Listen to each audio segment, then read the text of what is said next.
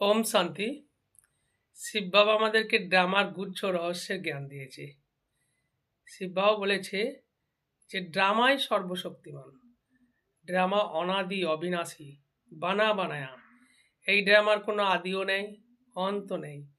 এই ড্রামার কোনো চেঞ্জ হতে পারে না।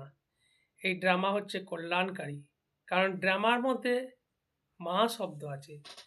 তাই এই ড্রামায় যদি কোনো খারাপ সিনও হয়, তার মধ্যে কল্যাণ ছুপা হয়। হ্যাঁ, এটাই আশ্চর্য জ্ঞান বাবা আমাদেরকে দিয়েছে।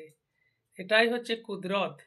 এই ড্রামা ৫,০০০ বছরের ড্রামা, এবং প্রতিটা সেকেন্ড টিক টিক করে ড্রামা চলছে, এবং ৫,০০০ বছরের প্রতিটা সিন হুবহু রিপিট হয়।